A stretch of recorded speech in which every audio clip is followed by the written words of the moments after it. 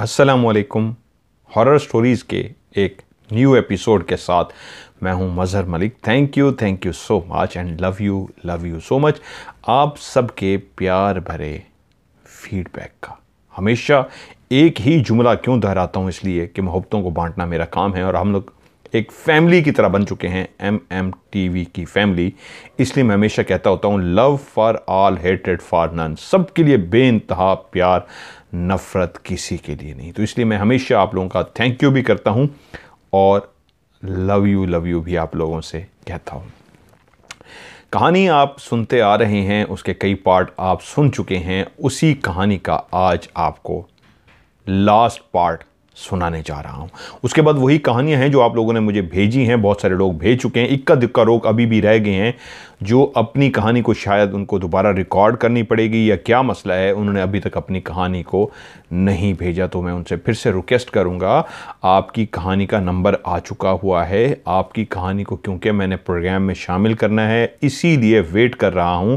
आप जल्दी से अपने उस वॉइस मैसेज को जिस पे आपने कहानी रिकॉर्ड करके मुझे भेजी थी, वो वॉइस मैसेज मुझे दोबारा से सेंड कर दीजिए ताकि आपकी कहानी प्रोग्राम में शामिल हो जाए। उसकी रीज़न ये है, पहले भी कई दफ़ा बता चुका हूँ, डाटा ट्रांसफ़र करते हुए ऐसा हुआ कि वो अब मोबाइल में जो आपका वॉइस मैसेज है मुझसे ओपन नहीं हो पा रहा, तो उसके लिए आपको दोबारा मुझे सेंड करना होगा क्योंकि काफ़ी अरसे से मेरे मोबाइल के साथ प्रॉब्लम आ रहा था। तो अब जब से मैंने अपना मोबाइल चेंज कर लिया हो, ये सारे प्रॉब्लम हल हो गए हैं। बस आपकी फेवर ये चाहिए, उस कहानी को एक दफ़ा मुझे दोबारा सेंड कर दें तो जल्दी इंशाल्लाह आपकी कहानी प्रोग्राम में शामिल हो जाएगी। कहानी को हमने ख़त्म किया था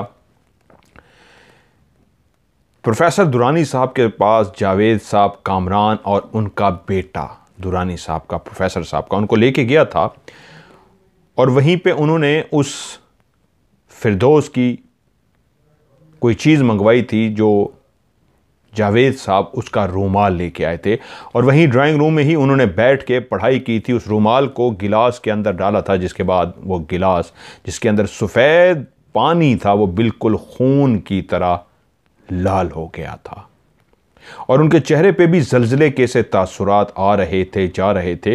वो काफ़ी देर पढ़ते रहे, लेकिन पढ़ते पढ़ते जब उनकी आंखें बिल्कुल पुरसकून और उनका चेहरा भी बिल्कुल पुरसकून हो गया तो उन्होंने अपनी आंखें खोली और मुस्करा दिए और उसके बाद उन्होंने बताना शुरू किया कि फिरदौस बिल्कुल ठीक है, लेकिन उसकी ज़िंदगी, उसकी इज्जत ख़तरे में है।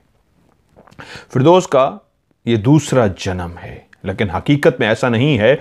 वो समझता यही है कि फिरदौस का दूसरा जन्म है, इसलिए वो उसके पीछे लगा है।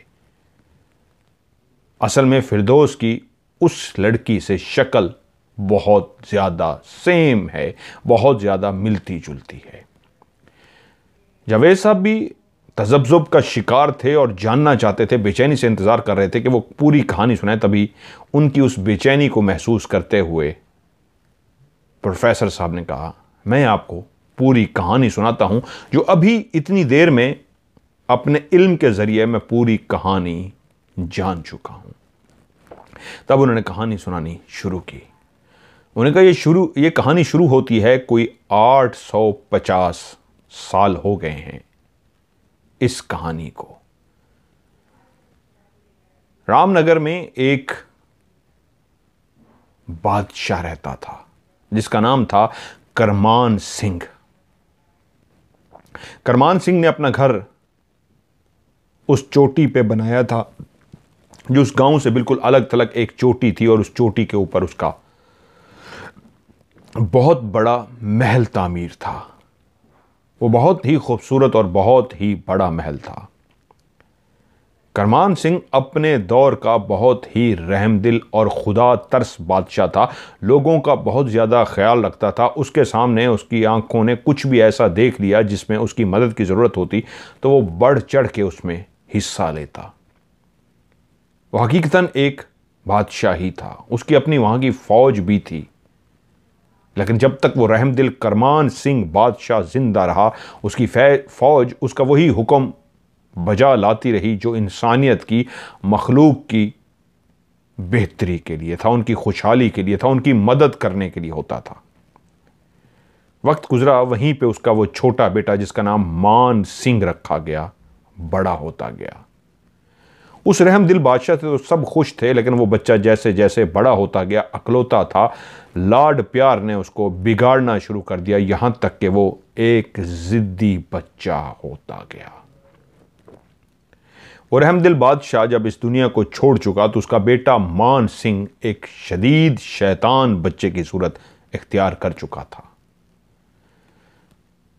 गांव वाले उसकी शिकायत लगाने से डरते थे, इसके बावजूद कि वो एक रहम दिल बादशाह था। जानते थे गांव वाले कि अगर उसके पास शिकायत लेके जाएंगे वो इनकी बात को सुनेगा, लेकिन वो आगे से धमकी देता था कि बाप के बाद तो मैं ही बनूंगा ना, राजा मैंने ही बनना है, तो याद रखना तुम लोगों ने अगर मेरी शिकायत की तो फिर याद रखना मैं तुम्हारे साथ क्या करूंगा। तो लोग उससे डर जाते और उसकी शरारतें हरकतें इतनी बढ़ती गईं कि वो फिर लोगों की बेटियों की इज्जतों पे हाथ डालना शुरू हो गया। गांव के लोग उससे बहुत तंग थे। दबे लफ्जों में शिकायत उसके बाप तक भी पहुंची, लेकिन जिस तरह वो कर रहा था, जिस तरह उसकी हरकतें शैतानियत को छू रही थी, उस अंदाज में खबर उसके बाप तक नहीं पहुंची थी। वो आहिस्ता आहिस्ता फौज और बाकी लोगों के साथ अपना हाथ इस तरह मिलाता जा रहा था कि कुछ फौज के जो सिपा सलार थे उनको अपने हाथों में कर चुका था। यूं जो खबर, जो शिकायत उसकी कोई पहुंचाने के लिए आता भी सही तो पहले से मौजूद उसके कारिंदे उस शख्स को दबोच लेते और यूं उसकी शिकायत बादशाह तक ना पहुंच सकती। लोग जानते थे कि बादशाह का बेटा यही मान सिंह ही बनेगा। जहां करमान सिंह इतना रहम दिल है, वहीं अल्लाह ने उसको जो औलाद दी है उतनी ही शैतान है वो। और ऐसा ही हुआ। जो बाप की जिंदगी में ही इतना खुद सर और ऐसा हैवान बन चुका था कि जहां किसी लड़की को देखता उसकी इज्जत से खेलने की कोशिश करता। गांव वाले ने अपनी बेटियों से कह रखा था जहां कहीं भी ये हैवान, ये शैतान मान सिंह नजर आए तो अपना रास्ता बदल लें, लेकिन फिर भी वो शिकार की तलाश में रहता और कहीं ना कहीं किसी अकेली लड़की को काम करते देख लेता तो उसके बाद वो उसको दबोच लेता। बाप इस दुनिया से चला गया और उसके बाद वो शैतान खुल के खेलने लगा। अब उसको रोकने टोकने वाला कोई नहीं था। एक जो बाप का उसको खौफ था वो बाप भी इस दुनिया से जा चुका था। जहां वो एक हैवान, एक शैतान था, वहीं पे वो एक देवी का पुजारी भी था। वहीं उसकी मुलाकात एक ऐसे शख्स से हो गई जिसके पास काला जादू और कुछ शक्तियां थीं। जब उस शख्स से मिला उस वक्त तक उसका बाप जिंदा था, और जब उस शख्स से मिला और उसकी करामात देखी और उसकी वो जो जादुई हरकतें थीं, करामात नहीं कहना चाहिए, वो जो जादुई हरकतें थीं वो उसने सारी देखी, तो वो वजीद था कि मुझे अपनी आशीर्वाद में ले लीजिए, मुझे अपनी शागिर्दी में ले लीजिए। यूं उस शख्स ने मान सिंह को अपनी शागिर्दी में ले लिया और वो भी उसी देवी का पुजारी बन गया। वो उससे जो कुछ भी कहता वो करता जाता। बहुत कम लोग जाते थे कि वो जो औरतों की इज्जतों को लूटता था, जो कुछ गलत करता था, वो अपनी उस देवी को राजी करने के लिए करता था। वो जो उस्ताद उसका बन चुका था, जिसकी वो शागिर्दी में जा चुका था, वो उसको ऐसे काम कहता जो किसी के लिए सोचना भी खौफनाक होता और वो प्रैक्टिकली ऐसे काम करके आ जाता। और उसी के ही ऐसे ऐसे अमल, ऐसे ऐसे चिल्ले थे जो वो कर रहा था, जिनको पूरा करने के लिए वो हर वो काम कर गुजरता। चाहे किसी का खून निकालना हो, किसी का खून बहाना हो, किसी लड़की की इज्जत लूटनी हो या कुछ भी करना हो, वो कर गुजरता। और बाप की मौत के बाद तो वो अपने उस उस्ताद जिसकी आशीर्वाद से वो कई चिल्ले कर चुका था, और ज्यादा ताकतवर होने के लिए और बहुत कुछ हासिल करना चाह रहा था। उस और बहुत कुछ हासिल करने के लिए यकीनन सी बात है उसकी हरकतें, और जो पहले ही लोग उसकी हरकतों से तंग थे वो और ख़राब होती जा रही थी।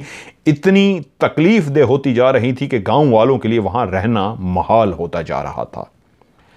अब वो सब इसी बात पे मुत्तफिक हो रहे थे, किसी तरीके गांव को छोड़ दें, क्या करें। यहां तक कि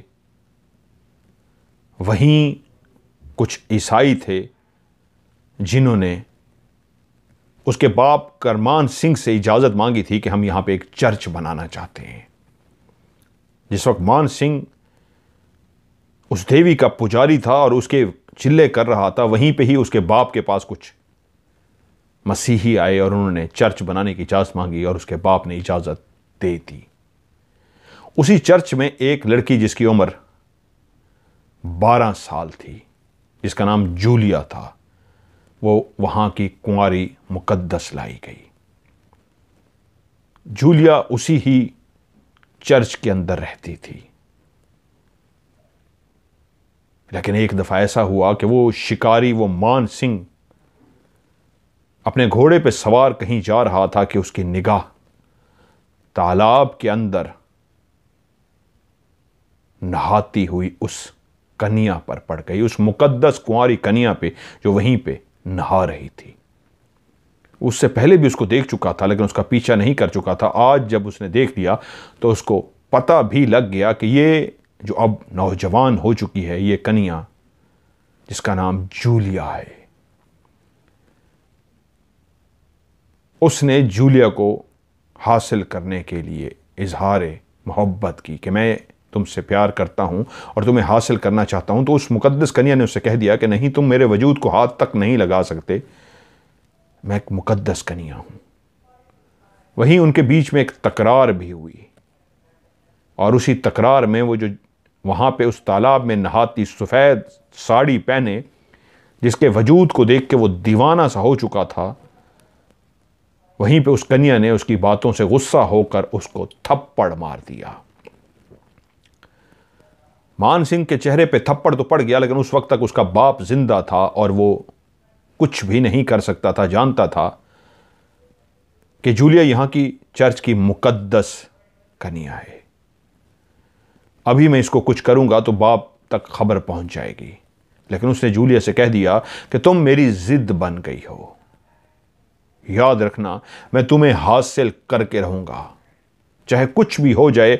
अब तुम मेरी पहली और आखिरी जिद हो, तुम्हें हासिल करना। वो जानता था कि यह खबर गांव वाले तो डर के बाप तक नहीं पहुंचा सके थे, लेकिन यह वाली खबर क्योंकि चर्च की एक मुकद्दस कन्या की है, बाप तक पहुंच जाएगी। तो इसलिए वो शिकार के तलाश में रहा लेकिन कोई मौका उसके हाथ में नहीं आ रहा था। उधर रामनगर के जो लोग थे इतने तंग आ चुके थे कि बैठे सर जोड़कर फैसला कर रहे थे कि हमें अब ये इलाका छोड़ देना चाहिए, रहने के काबिल नहीं रहा। तो वहीं पे एक शख्स उनके पास आया, उसने कहा तुम लोग नहीं जानते, फौज के बीच में भी बगावत हो रही है। करमान सिंह बूढ़ा हो चुका है, उसका बेटा मान सिंह, जिसकी वजह से आप लोग गांव छोड़ने की सोच रहे हैं, उसी की इन हरकतों की वजह से फौज के लोग भी काफी बागे हो चुके हैं। तुम लोग शायद नहीं जानते, फौज की भी कई ऐसे सिपाही हैं जिनकी बहु बेटियां उसके शर से महफूज नहीं रह सकी। वो उनकी इज्जतों से भी खेल चुका है। अगर तुम लोग कुछ थोड़ा सा इंतजार करो और मेरा साथ दो तो फौज बगावत कर सकती है। अगर फौज को यह पता लगे कि पूरे गांव वाले ये सोच रहे हैं कि छोड़ के जाना चाहते हैं, तो वो शायद तुम्हारा साथ देने को तैयार हो जाए। वो तमाम ऐसे खुश हो गए जैसे उनको एक रहने का बहाना, रहने का एक सहारा मिल गया हो। उन्होंने कहा हम बिल्कुल तैयार हैं, सब कुछ करने को तैयार हैं, तुम फौज से बात करो। और वो शख्स फौज के पास गया और उनको आहिस्ता आहिस्ता इकट्ठा करना शुरू किया कि गांव के लोग तो इतने तंग आ चुके हैं, गांव ही छोड़ के जा रहे हैं, तुम लोगों की भी बहनें बेटियां महफूज नहीं है, तो क्या ऐसे ही चलता रहेगा। वो एक ज़हीन शख्स था और ऐसा काबिल एहतराम शख्स था फौज में जिसकी सारे इज्जत करते थे। वो इस फौज का एक बूढ़ा सिपाही था। यूं फौज के लोगों को इकट्ठा करते करते ऐसी खामोशी के साथ उसने फौज को इकट्ठा कर लिया कि सारे तैयार हो गए कि हां हम तैयार हैं। और इस पे गांव वालों के साथ भी वो राब्ते में रहा, फौज के साथ भी राब्ते में रहा कि ना गांव वाले इस गांव को छोड़ के जाएं और ना ही फौज अब मजीद ये बर्दाश्त करने को तैयार थी कि उसकी बहु बेटियों की इज्जत के साथ खेला जाए। और उन्हीं दिनों ही उसको मौका मिल गया, क्योंकि बाप मर चुका था, वो खुद था खेलने की तलाश में था। और जब बाप मरा तो उसी ने फौरन जूलिया को अगवा कर लिया। अब उसको किसी का डर ही नहीं था, सिर्फ बाप के मरने का वो इंतजार कर रहा था। और जैसे उसका बाप मरा तो उसने फौरी तौर पे जूलिया को अगवा किया और अपने बेडरूम, अपने बिस्तर पर पहुंचा दिया। उसने जूलिया से कहा था कि तुम मेरी जिद बन गई हो, जिंदा या मुर्दा तुम्हें मैं हर सूरत में हासिल करके रहूंगा। और जब बाप मरा तो बाप के मरते ही कुछ दिनों के बाद फौरी तौर पे उसने उस मुकद्दस कन्या को उठा लिया और वो एहतमाम से अपने बिस्तर की जीनत बनाना चाहता था। वो चाहता था, उसको जल्दी नहीं थी, अब उसको कोई डर खौफ नहीं था। जब वो अपने उसको बिस्तर पर लेकर आया तो उस मुकद्दस कन्या ने उससे कह दिया कि नहीं, तो मेरे वजूद को हासिल नहीं कर सकते।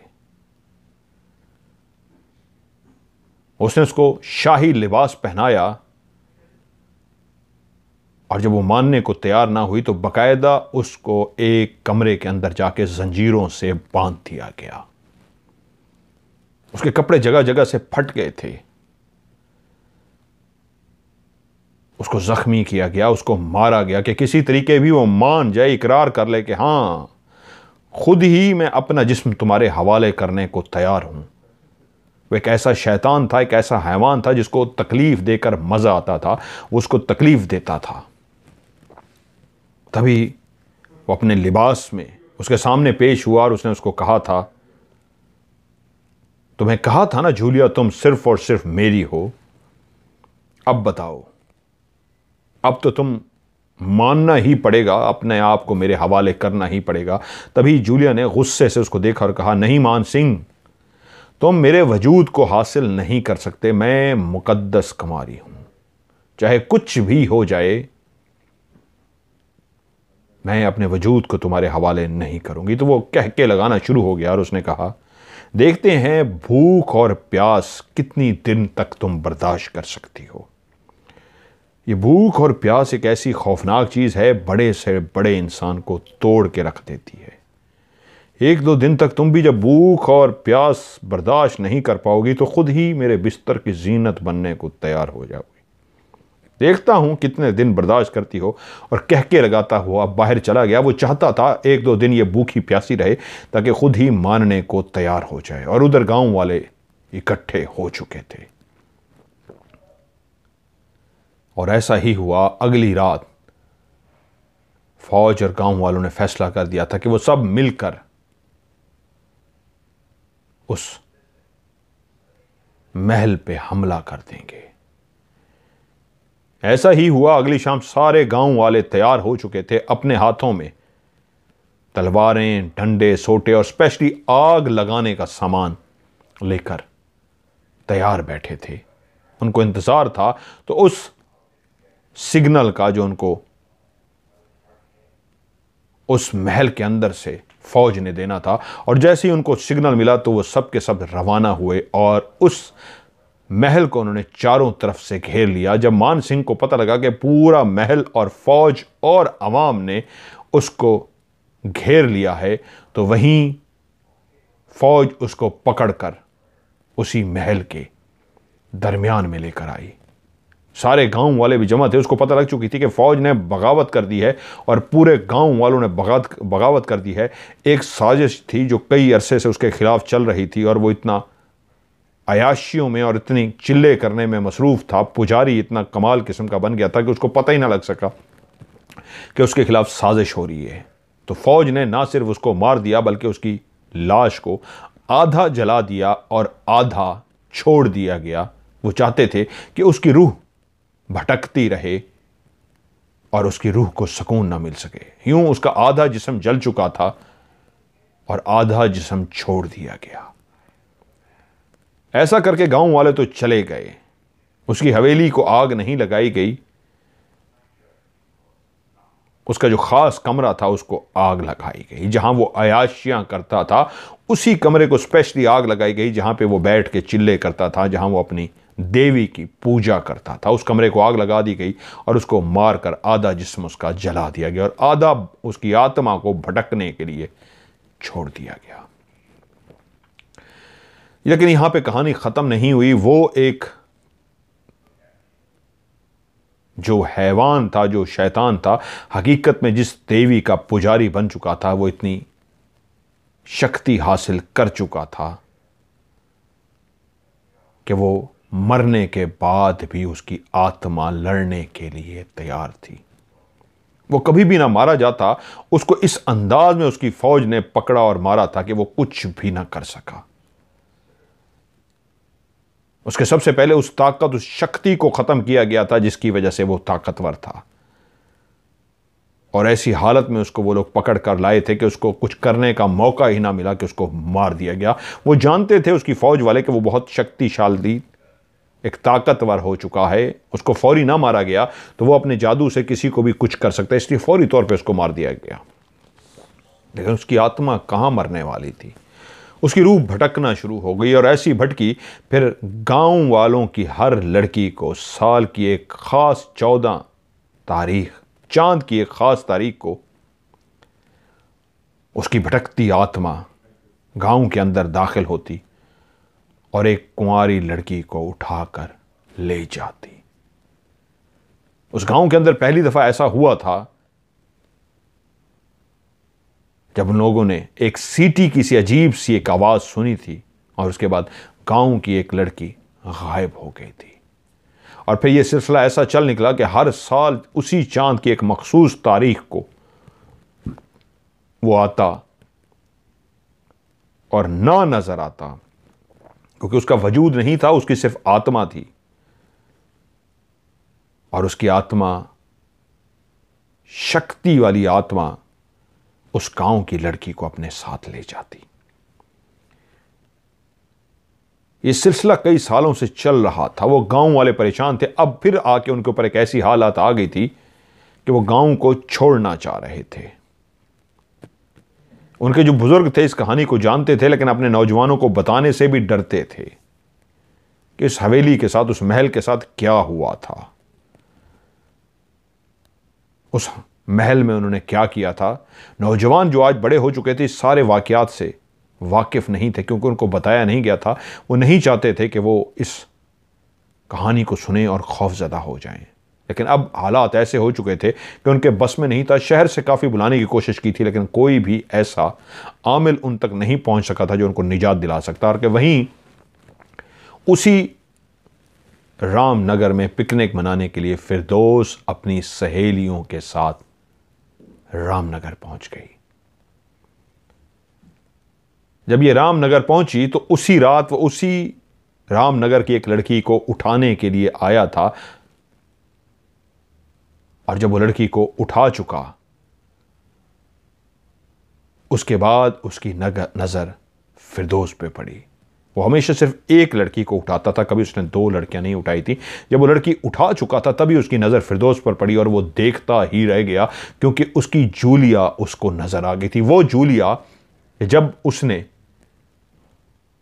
महल पे रामनगर वाले लोगों ने, रूपनगर वाले लोगों ने हमला किया था और उसकी फौज ने हमला किया था, तो उससे पहले ही वहीं मौजूद जूलिया ने भी खुदकुशी कर ली थी, क्योंकि जूलिया ने फैसला कर दिया था कि मैं जीते जी अपने वजूद को इसके हवाले नहीं करूंगी। तभी उसने खुदकुशी कर ली थी। और जब वो उसके कमरे में अंदर गया था तो जूलिया मर चुकी थी। वो बहुत रंजीदा होकर सोया था, तभी उसकी फौज और गांव वालों ने उस पर हमला कर दिया था। लेकिन जब उसने देखा कि रूपनगर के अंदर, मैं लफ्ज़ अगर रामनगर या रूपनगर गलत कर रहा हूं तो उसके लिए माजरत कहूं, उसने देखा कि वही जूलिया मौजूद है, तो वो समझ गया कि उसकी जूलिया ने एक और जन्म ले लिया है, क्योंकि अब 850 साल हो चुके थे इस वाक़ये को। और उसी रूपनगर के अंदर उसकी मोहब्बत, उसका जनून, उसका इश्क जूलिया मौजूद थी। और जब से उसने जूलिया को देखा तो उसके पीछे दीवाना हो गया। और उसके बाद फिर जूलिया के साथ वो वाकयात होने लग गए जो आपने मुझे बताए हैं कि पहले वो रोड किनारे खड़ी थी, बस का इंतज़ार कर रही थी, वहाँ पर उस पर उसको गोश्त की, सड़े हुए गोश्त की एक स्मेल आई थी और किसी ने उसके हाथ पकड़ा था और उसको कहा था ये वही था। उसके बाद वही था जो उसके कमरे में उसको मौजूद था, वही था जो रजिया जो आपके घर काम करती है, जिसने उसको खुशबुओं में देखा कि गुलाब की खुशबू फैली हुई है और सामने वो लंगोट बांधे खड़ा है जिसका आधा चेहरा जला हुआ है और दूसरी साइड पे जख्म का निशान है। वो जो जला हुआ चेहरा है ये वो आधा जिस्म है जो उसका एक साइड पूरी जला दी गई थी। और उसके बाद वो जितने भी आपने वाकयात बताए हैं वो सब इसलिए वो वाकयात हो रहे थे, वो अपनी जूलिया को वो सब पुराना मंजर याद कराना चाहता था। उसने जूलिया को यह दिखाया था कि कैसे तुम नहा रही थी। जूलिया ये देख चुकी थी, जो असल में अब फिरदौस है, फिरदौस को वो दिखा चुका है पीछे लाके कि किस तरह वो मुकद्दस कन्या नहा रही थी और उसने उसको पहली दफा देखा था।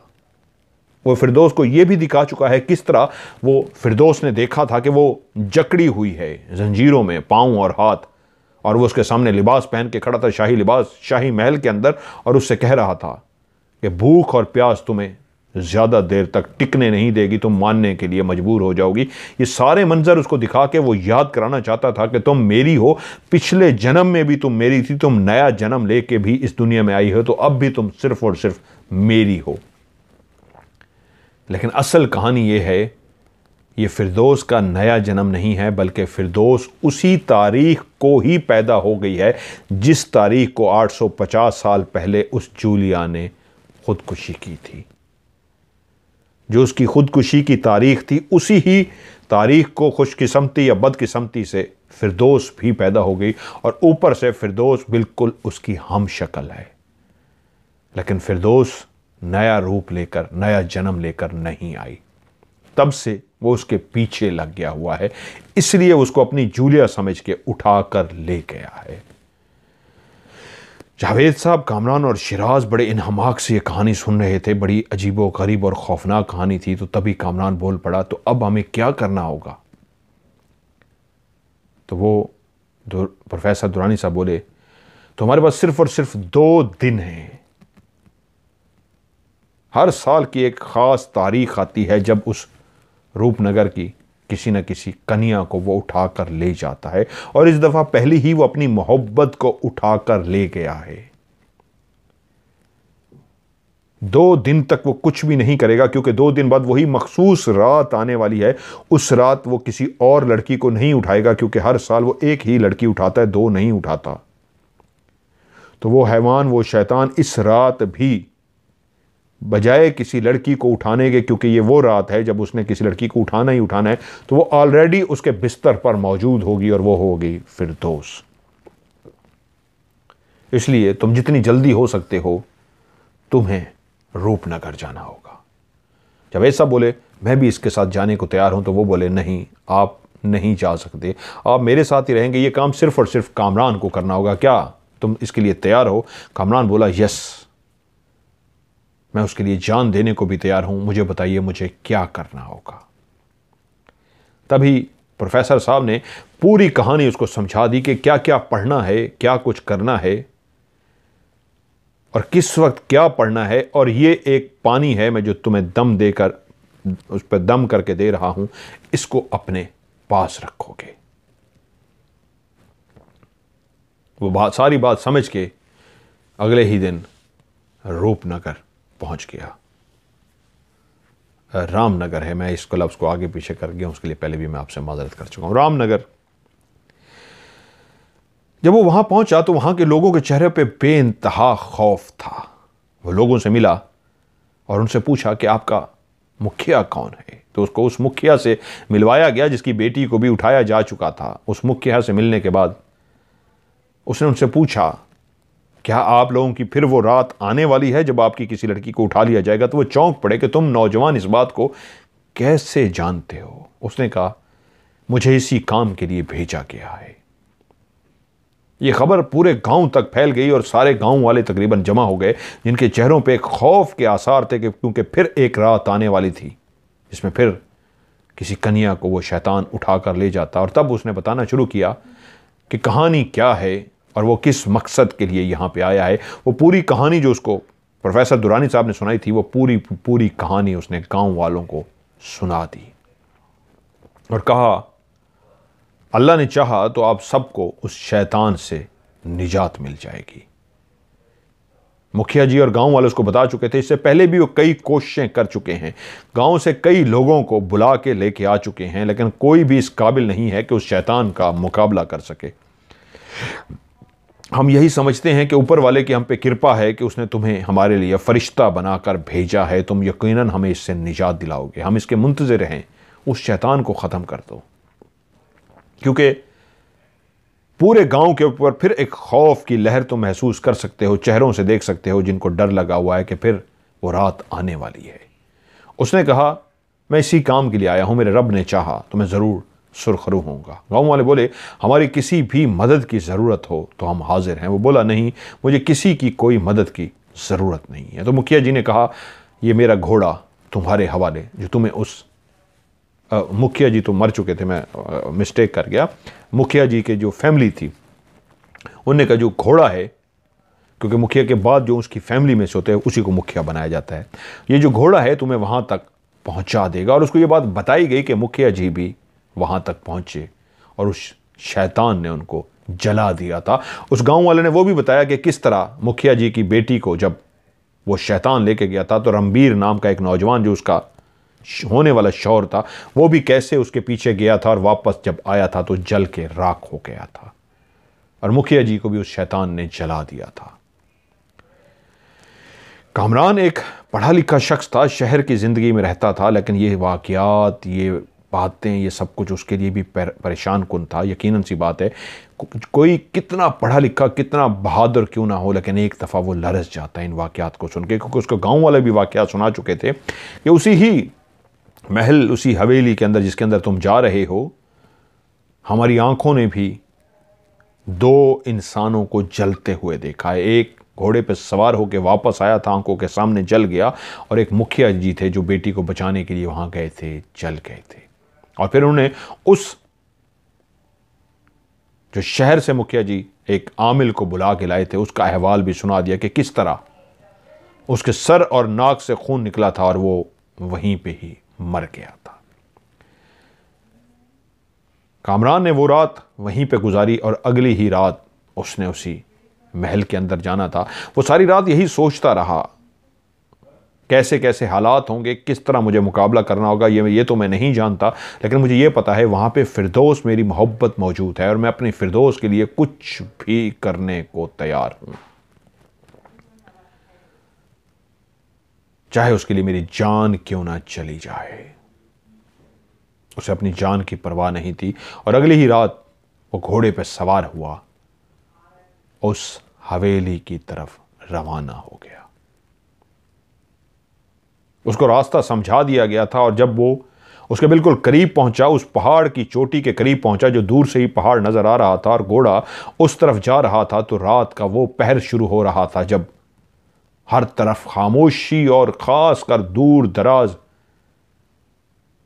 कुत्तों के भौंकने की और गीदड़ों के रोने की आवाजें आनी शुरू हो जाती हैं। क्योंकि आज एक ऐसी रात थी जिस रात उस गांव में फिर से एक हसीन कन्या को उसने उठाने आना था, लेकिन एक नौजवान जो खुद ही शहर से आया था पूरी कहानी सुना के उस हवेली की तरफ रवाना हुआ था, ये कह के गया था कि आज वो किसी लड़की को नहीं उठा सकेगा, आज मैं उसका मुकाबला ज़रूर करूंगा। अपनी उस पानी की बोतल को संभाले, वो तमाम बातें जो उनको प्रोफेसर साहब ने समझाई थी वो याद किए, उसी तरफ रवाना था, यहां तक कि हवेली के बाहर वो पहुंच चुका था। दूसरी तरफ जावेद साहब भी अपने घर में जाग रहे थे और सब मंजर देखने की कोशिश कर रहे थे कि अपने रूहानियत से मामलात को वो देखते रहें कि कहीं वो शैतान जो बहुत ही ताकतवर है कामरान को नुकसान ना पहुंचा सके। कामरान ने घोड़ा वहीं बाहर बांधा और चलता हुआ गेट की तरफ गया जिसका दरवाजा बंद था। उसी हवेली के बड़े से गेट को जब उसने खोला तो वो गेट चरचराहट के साथ खुलना शुरू हो गया।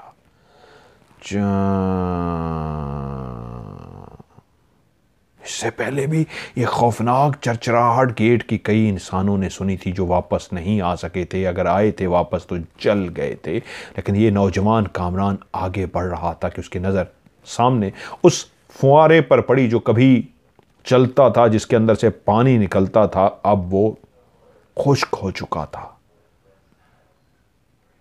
मेन गेट से दाखिल होते ही वो सबसे पहले वो बड़ा सा सैन सा जो आता था, उसी के बीच में वो फुआरा लगा था। और उसको जो प्रोफेसर साहब ने बताया था कि वहीं फुआरे के बाहर ही जिसको मारा गया था, वहीं बाहर ही इसी फुआरे के पास ला के उस शैतान को जलाया गया था। जब कमरान उस फुआरे के पास पहुंचा तो उसके जिस्म ने एक झुरझुरी सी ली कि ये वो जगह है जहां पे उसको जलाया गया था। वो चलता हुआ आगे गया तो सामने एक बड़ा सा दरवाज़ा था, लकड़ी का दरवाज़ा, जो उस इमारत का दरवाज़ा था जिसके अंदर दाखिल होते ही वो महल शुरू हो जाता। वहीं पे सीढ़ियों के 2-3 स्टेप बने थे। वो सीढ़ियों के 2-3 स्टेप के ऊपर पांव रख के जैसे ही उसने वो दरवाज़ा खोला तो वो दरवाज़ा भी जो कई सालों से बंद था, जिसकी आवाज़ उस रात की खामोशी, रात की तारीकी के अंदर एक भयानक आवाज़ पैदा कर रही थी, वो भी एक गिड़गिड़ाहट के साथ आवाज़ पैदा करता हुआ खुल गया। वो अंदर दाखिल हुआ तो एक हाल था, बहुत बड़ा हाल, जिसका गुंबद, गोल सा गुंबद बना हुआ था, जैसे अमूमन दरबार का गुंबद गोल सा बनाया जाता है। उसी के साथ एक जीना था, गोल सा घूमता हुआ जीना जो ऊपर की तरफ जा रहा था, दाएं साइड पे वो जीना था। सामने वो हवेली के वो कमरे जो उससे पहले भी रणबीर देख चुका था, वही मंजर था। वहीं अभी वो खड़ा उस हवेली को देखने की कोशिश ही कर रहा था कि उसके कानों ने एक सीटी की तरह आवाज़ सुनी। ये वही आवाज़ थी जो मुखिया की बेटी ने भी सुनी थी। ये वही आवाज़ थी कि जब भी उसी रात गांव में जिस लड़की के कानों में सीटी की सी आवाज़ जाती थी तो वो लड़की उठकर खड़ी हो जाती थी कि आका, मेरे आका। कनीज़ हुक्म मानने के लिए तैयार है। वैसी ही कानों में उसकी सीटी सुनाई दी, लेकिन उसको बता दिया गया था कि वो अपने ऊपर दम कर लेगा। और वहीं पे खड़े हुए उसने फौरन अपने ऊपर हिसार कर लिया। जैसे ही उसके कानों में अभी सीटी आई भी नहीं थी, उससे पहले ही वो हिसार करना शुरू हो गया। और जब वो हिसार कर रहा था तो उसके कानों के अंदर वो सीटी की आवाज़ सुनाई दी, लेकिन उस हिसार की वजह से जो उसने अपने इर्द गिर्द हिसार कर लिया था, दायरा कड़ा कर लिया था, उस वजह से वो सीटी की आवाज़ की वजह से वैसा दीवाना मजनू सा नहीं हो गया जैसे हर वो लड़की, उस गांव की लड़की जब उस सीटी को सुनती थी तो अदब में खड़ी हो जाती थी और कहती थी क्या हुक्म है मेरे आका, कनीज़ हाजिर है। ऐसा कुछ भी उसके साथ इसलिए नहीं हो सका कि वो एक दायरे कड़े के अंदर था। और तभी उसको अंदाज़ा हुआ कि ये सीटी की आवाज़ ऊपर से आ रही है, तो उसने अपना कदम उस सीढ़ी के ऊपर जो लकड़ी का जीना सा था उसके ऊपर पांव रख दिया और वो जीना गोल गोल घूमता हुआ उसको ऊपर लेकर गया। जब उस लकड़ी की जीनों पे चढ़ता हुआ ऊपर पहुंच गया तो सामने एक राहदारी सी बनी हुई थी। वाकई जिस तरह बादशाहों के महल होते हैं वैसा ही एक महल था, जो इतने सालों के गुजर जाने के बावजूद, जिसके नक्शो निगार, लकड़ी का काम, अंदर डिजाइनिंग, सजावट बताती थी कि धूल मट्टी हो चुकी है, लेकिन आज भी उसकी शान शौकत बताती है यहां कोई आम इंसान नहीं, वाकई कोई बादशाह रहता था। वह उस कॉरिडोर में चलता हुआ आगे बढ़ना शुरू हो गया, यहां तक कि जब कॉरिडोर खत्म होना लगा तो वहीं पे एक और सीढ़ी बनी हुई थी जो उसके दाएं तरफ जा रही थी। उसने उसी सीढ़ी के ऊपर कदम रखा और ऊपर चढ़ना शुरू हो गया। एक छोटी सी ये सीढ़ी थी, इस सीढ़ी पे जैसे ही चढ़ा यहां पे फिर से कमरे ही कमरे थे। वहीं उसके नाक के अंदर एक ऐसी खुशबू आई जैसे बहुत बेहतरीन किस्म के ताज़े गुलाब यहां पे रखे गए हों और ताज़े गुलाब की खुशबू आ रही हो। वो खड़ा उसी खुशबू को सूंघ रहा था कि उसको महसूस हुआ ये खुशबू सामने वाले जो बड़ा दरवाज़ा एक कमरे का नज़र आ रहा है, वो उस कमरे की तरफ बढ़ना शुरू हो गया। उसके वजूद के अंदर हल्की हल्की खौफ की वजह से कपकपाहट थी। वो टॉर्च हाथ में पकड़े, टॉर्च जलाए, टॉर्च की रोशनी में उस अंधेरे में, घुप अंधेरे में डूबी हुई उस बड़ी सी हवेली, उस बड़े से महल के अंदर चल रहा था। लेकिन उसके चलने की आवाज़ से बाकायदा लकड़ी के जो जीने थे वो इतने पुराने हो चुके थे, चरचराहट की आवाज़ एक खौफनाक आवाज़ पैदा करती थी जो दिल को दहला देती थी। वो चलता हुआ उसी कमरे की तरफ गया जिसके दरवाजे से उसको महसूस हो रहा था कि इसके अंदर से एक खुशबू सी आ रही है, ताज़ा गुलाब की खुशबू। और ऐसा ही हुआ। उस कमरे के बाहर जैसे ही पहुंचा और उसने दरवाजे को जैसे ही धक्का दिया और दरवाज़ा जैसे ही खुला तो खुलते ही उसके सामने एक पूरी हवेली जो तारीकी में डूबी हुई थी, हर तरफ धूल मट्टी थी, लेकिन ये कमरा ऐसे लगता था जैसे ये कमरा ख़ास सजाया गया हो। इस कमरे में रोशनी तक मौजूद थी। तमाम हवेली, तमाम महल जो तारीकी में डूबा हुआ था, वाहिद एक ही अकेला कमरा था जो रोशनी से भरा हुआ था और गुलाब की खुशबू हर तरफ फैली हुई थी। बिल्कुल उस कमरे के दरमियान में एक बड़ी सी मसहरी थी, जिस तरह का बेड होता है, शाही बेड। बहुत ही खूबसूरत वो बेड था और ये बहुत बड़ा गोल सा कमरा था। यकीनन किसी बादशाह के वक्त का ऐसा कमरा था जिसमें बादशाह ही सोता था। और उस कमरे में उसने जैसे ही देखा, एक वो गोल सा मसहरी थी जो बड़ा सा बेड सा पड़ा हुआ था, उसके चारों कोनों पे बड़ी सी लकड़ियां लगी हुई थी, जैसे छत सी बनाई जाती है बेड के ऊपर। उस चारों लकड़ियों के ऊपर एक जालीदार कपड़ा लगा हुआ था, जैसे मच्छरदानी लटकाई जाती है, ऐसे ही एक इंतहाई नफीस कपड़े की मच्छरदानी टाइप सी नफीस कपड़ा उस बेड के चारों तरफ फैला हुआ था और बेड उसके अंदर था। वो जैसे ही चलता हुआ उस बेड के करीब गया, उसने दूर से ही एक इंसानी वजूद को उस बिस्तर पर लेटे हुए देख लिया था। और वो जो इंसानी वजूद उस बिस्तर पर लेटा हुआ था, वो किसी औरत का वजूद था, बरहना वजूद, कपड़ों के बगैर। और जैसे उसने जाली हटाई तो एकदम से चौंक गया। उसके सामने कोई और नहीं, फिरदौस बरहना हालत में लेटी थी। उसने सिर्फ फिरदौस को देखा ही था कि वो चौंक सा गया कि उसी लम्हे उसको ऐसा लगा उसके कंधे पे पीछे किसने हाथ रखा है। उसने जैसे ही मुड़ के देखा, पीछे तो कोई नहीं था, लेकिन उसी लम्हे उसके वजूद को किसी ने पकड़ा और उठा के छत के साथ ऊपर लगा दिया। उसका वजूद, वो अपने आप को छुड़ाने की कोशिश कर रहा था, लेकिन जो भी गैबी ताकत थी जो उसको नजर नहीं आ रही थी, जिसने उसको उठाया हुआ था, उसने उसको छत के ऊपर लगा दिया।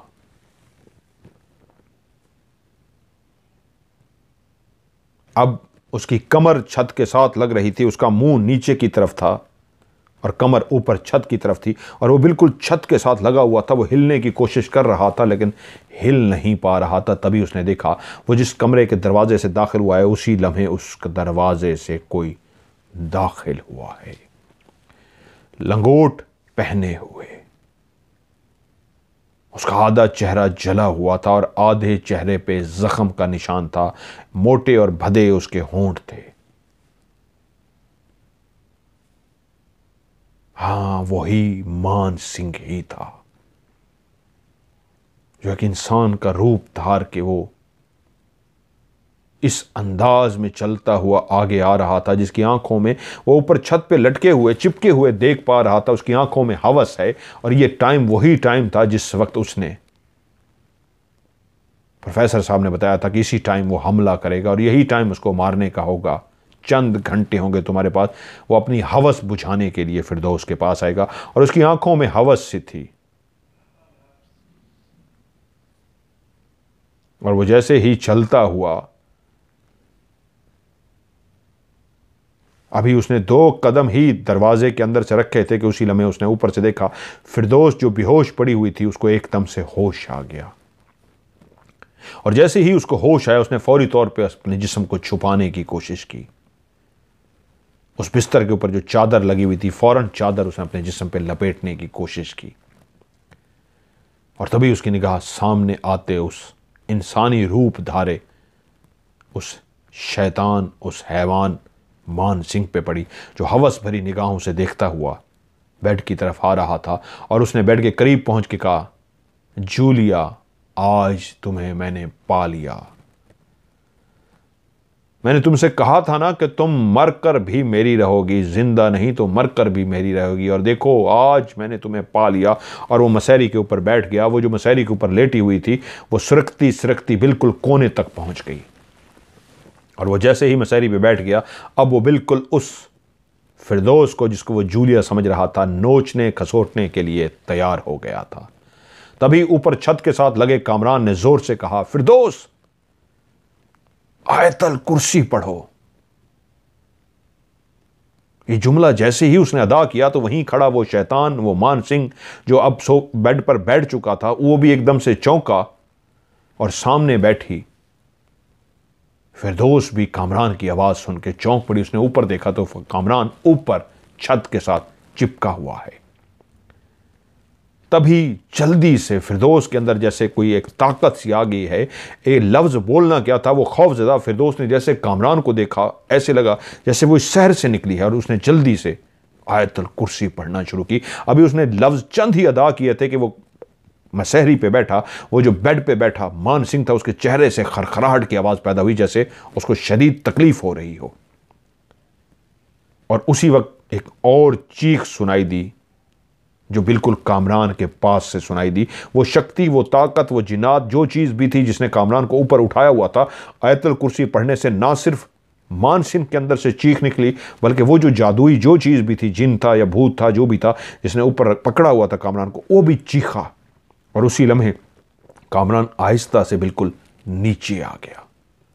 और तभी उसने देखा कि मान सिंह वहां पे नहीं है, क्योंकि अभी तक फिरदौस आयतुल कुर्सी पढ़ती जा रही थी, लेकिन मान सिंह वहां से गायब हो चुका था।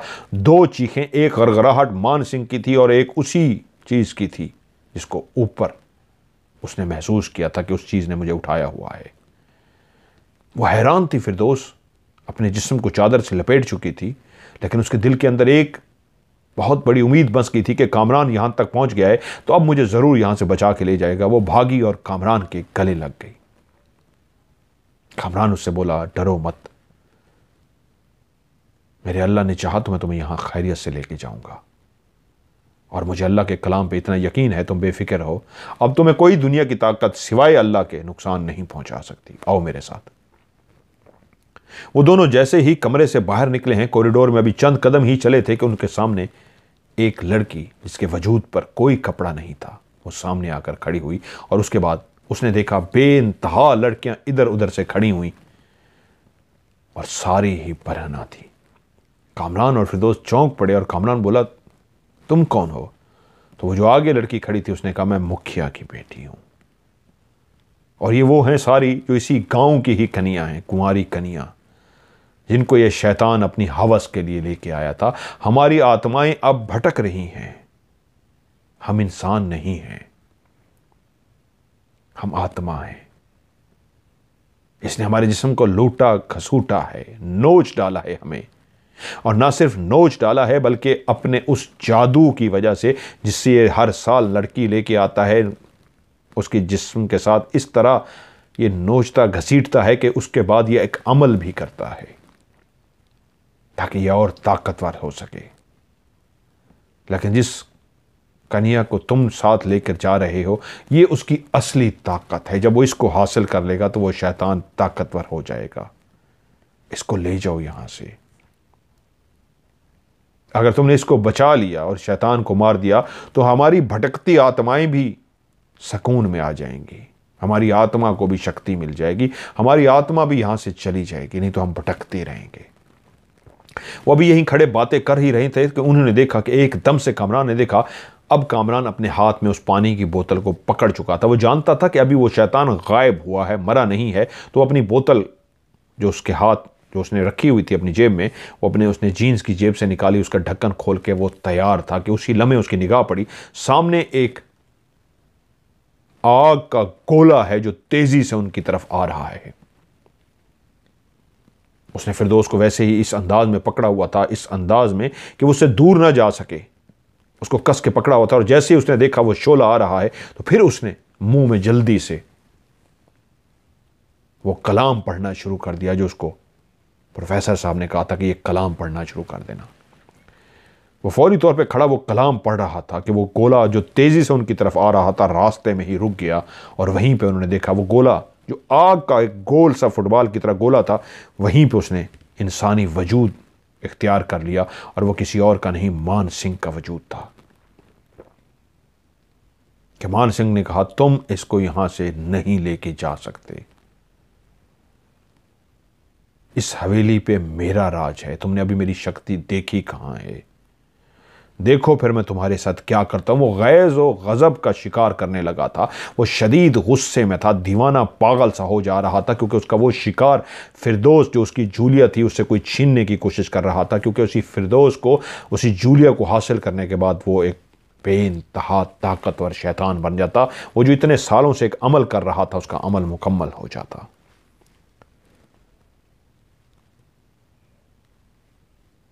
वहीं खड़े खड़े उसने अपनी आंखें बंद की और पढ़ना शुरू किया इस अंदाज में कि वो अपने जादू से कामरान को ख़त्म कर सके, लेकिन कामरान उसके लिए तैयार ही था। उसने आंखें बंद करके जैसे ही पढ़ा तो यूं दोनों हाथ ऐसे किए, एक आग का बड़ा सा गोला बना जो अभी उसके हाथ में ही था। यकीनन वो कामरान पे फेंकना चाहता था, प्रोफेसर साहब ने उसको समझा के भेजा था, वो कुछ भी करने लगे सामने आके तो उस वक्त ही फ़ौरन उस पर हमला कर देना। और जैसे उसने वो एक कुछ पढ़ा और उसके हाथों में एक आग का गोला सा बना, यकीनन जो वो जला देता कामरान को। इससे पहले कुछ करता, वो जो कामरान दायरे कड़े में था उसने फौरी तौर पे जो बोतल खोली हुई थी उसी पड़े हुए पानी को फ़ौरन उठा के उसके ऊपर फेंक दिया। इसके बावजूद वो काफ़ी फासले पे खड़ा था, लेकिन फिर भी पानी उसके ऊपर जाकर गिर गया। उस अल्लाह के कलाम की बरकत जो उस पानी पे पड़ी गई थी, ऐसी बरकत थी कि जैसे ही वो पानी उस पे पड़ा तो उसके मुंह से ऐसी ज़ोरदार चीख निकली और उसकी आंखें खुल गई, जैसे उसको लग गया कि ये पानी उसकी सोच से ज़्यादा ताकतवर था। वो जितना जादुई ताकतों का मालिक था वो नहीं जानता था कि अगले के हाथ में जो पानी है वो कितना ताकतवर है। यकीनन वो जो प्रोफेसर साहब ने उसको दायरा कड़ा करा के भेजा था, उसी की ही वजह से उसका जादू भी नहीं उसको बता सका था कि इसके हाथ में कितना करामत वाला पानी है। अगर वो उस दायरे कड़े में ना होता तो उसको पता लग जाता, उसका जादू उसको बता देता कि इसके हाथ में पानी है जो तुम्हें तबाह कर सकता है। वो इस खुशफहमी में ही मारा गया कि ये थोड़े से कलाम पढ़ रहा है, अब मैं अपनी सारी ताकत को जमा करके इसको जला दूंगा। लेकिन वो नहीं जानता था पानी ज़्यादा ताकतवर है, और पानी जैसे ही उसके ऊपर पड़ा उसके वजूद ऐसे गिरना शुरू हो गया जैसे वो बर्फ का बना हुआ हो और उसके वजूद से पानी निकल रहा हो। एक धुआं सा निकलना शुरू हो गया जैसे भाप सी बनती है, और सारी लड़कियों ने, कामरान ने, फिरदौस ने देखा कि उसके वजूद से जैसे भाप बनती है और भाप से धुआं निकलता है। तेज़ी से एक धुआं निकला और वहीं खड़े खड़े उसका जिस्म धुएं का ढेर हो गया और धुआं फ़ज़ा में गायब हो गया। और जैसे ही धुआं फ़ज़ा में गायब हुआ तो उसी लम्हे कामरान और फिरदौस ने देखा वो जितनी भी लड़कियां थीं मुस्कुराती हुई वहाँ से गायब हो गई, क्योंकि उन लड़कियों ने उनसे यही कहा था कि ये शैतान मर गया तो हमारी आत्मा को आत्मा को शांति मिल जाएगी। और ऐसा ही हुआ, वो भी मुस्कुराती हुई वहाँ से जा चुकी थी। यकीनन उनकी आत्मा अब शांत हो चुकी थी। कामरान ने फिरदौस को अपने हाथों में पकड़ा, सीढ़ियां उतरते हुए उसको नीचे लेके आया, दरवाज़ा खोला, और जैसे ही फुआरे के पास पहुंचा तो उसी जगह पे जहां पे उस मान सिंह को जलाया गया था उसने देखा इस अंदाज में राख पड़ी है जैसे अभी अभी कोई जलाया गया हो। जब वो अंदर आया था उस वक्त राख नहीं थी, अब उसने देखा कि वहीं पर राख पड़ी है जैसे अभी अभी किसी को जलाया गया हो। वो राख बिल्कुल एक इंसान की शेप बना रही थी, जैसे इंसान को जलाया जाए और जलने के बाद जो उसकी राख ज़मीन पे पड़ी होगी वैसी ही राख पड़ी थी। वो उसको लेके बड़ा दरवाज़ा खोल के बाहर निकला, और जैसे ही वो दोनों घोड़े पे सवार होने लगे तो उन दोनों ने पीछे मुड़ के देखा, हवेली को, उस महल को आग लग चुकी थी। वो हवेली आग की लपेट में आ गई थी, उसके अंदर से बड़े बड़े आग के शोले निकल रहे थे। वो दोनों घोड़े पे सवार हुए, घोड़े को दौड़ाते हुए गांव पहुंचे, जहां गांव वाले इंतज़ार कर रहे थे उन दोनों का। उनको यकीन हो गया था कि इतनी देर तक तो वो शैतान आ जाता है, आज वो शैतान नहीं आया तो उसी नौजवान की वजह से नहीं आया। तभी उन्होंने देखा कि घोड़े की दौड़ाने की आवाज़ आ रही है। वो डरते डरते बाहर निकले और सब बाहर निकलना शुरू हो गए और सब ने देखा वो नौजवान वापस आ गया है एक लड़की के साथ जिसको चादर में लपेटा गया था। गांव वालों ने फिरदौस को वहां पे कपड़े दिए। वो रात उन दोनों ने वहीं पे गुजारी और कामरान ने उनसे कहा वो जो भी था अब खत्म हो चुका, अब तुम लोगों को कहीं जाने की जरूरत नहीं है। हर चीज का एक वक्त होता है, खुदा ने इसका वक्त रखा था और शायद मुझे ही आना था, लेकिन असल ताकत कलाम पाक की है। उस बुजुर्ग ने जिसने मुझे भेजा है उनके पास कलाम कुरान मजीद की ताकत थी, उन्हीं की वजह से मैं आया हूं। और ये मैं आप लोगों को भी बता दूं, मैंने कुछ भी नहीं किया, उन्होंने जैसा कहा था मैंने वैसा किया। असल में वो पीछे जो भी कर रहे थे ये उन्होंने किया है। उस शैतान की ताकत अगर मेरे ऊपर काम नहीं कर सकी तो प्रोफेसर साहब की वजह से। उन सारे गांव वालों ने कहा हम उनसे मिलना चाहेंगे, उनका शुक्रिया अदा करना चाहेंगे। तो कामरान ने कहा नहीं, उन्होंने मुझे कहा था ये बात, वो किससे मिलते नहीं हैं, अपना आप शो नहीं करवाते, तो आप लोगों का शुक्रिया मैं उन तक पहुंचा दूंगा। गांव वालों ने कोशिश की कुछ तोहफे कुछ चीज़ें उन तक दें, लेकिन कामरान ने सख्ती से मना कर दिया कि मुझे इसकी इजाज़त नहीं है। एक रात उन दोनों ने वहाँ पे गुजारी और अगले ही दिन जब वो अपने घर लौटे तो जावेद साहब मुंतज़िर थे उसी तरह ही। उन्होंने कहा अभी भी मैं धूमधाम से शादी करूँगा, लेकिन फिर फ़र्क यह है निकाह आज ही हो जाएगा। पहुँचते ही उन्होंने दोनों का निकाह कर दिया और बाकी जितने भी फंक्शन थे उसी तरह धूमधाम से किए गए। मेहंदी, रुखसती, बारात, वलीमा, वो सारा उसी तरह किया गया और कामरान और फिरदौस उसके बाद एक खुशियों भरी जिंदगी गुजारते रहे। ये कहानी थी जी जिसका आज एंड हो गया है। अब वही कहानियां हैं जो आपकी हैं, ये किसी की फरमाइश पे थी इसलिए मैंने सुना दी। अब वही कहानियां जो आपकी ज़िंदगियों के वाक़यात हैं जो आपके साथ गुजरे हैं इंशाल्लाह मैं सुनाऊंगा। तो आप लोग भी अपने कहानियाँ भेजिए, आपकी कहानियों को भी मैं इंशाल्लाह प्रोग्राम में शामिल करूंगा। और जिन लोगों की कहानियाँ मिसिंग हैं मैं बार बार कह रहा हूँ वो कहानियाँ भेज दें ताकि उनको भी प्रोग्राम में शामिल किया जाए। तो आज की नंबर मैं अनाउंस कर देता हूँ, +92 ये पाकिस्तान का कोड है, +92 31316655500 +92 31366555500। इस पे आप मुझे अपनी कहानी सेंड कीजिए, लेकिन आखिरी लफ्ज़ अपने उर्दू में कहानी या इंग्लिश में STORY स्टोरी, इंग्लिश में स्टोरी या उर्दू में कहानी ज़रूर लिखना है। उसकी वजह यह है कि इतने मैसेज मुझे आए होते हैं नीचे तो मुझे आसानी हो जाती है देख के कि ये कहानी या स्टोरी लिखी हुई है। उसको पहले मैं खोलता हूँ, नंबर दे के सेव कर लेता हूँ और फिर जब आपका नंबर आता है उस कहानी को प्रोग्राम में शामिल कर लेता हूँ। आज की हॉरर स्टोरी से मज़हर मलिक को दीजिए इजाज़त। अपना ढेर सारा ख्याल रखिएगा। खुदा हाफिज़।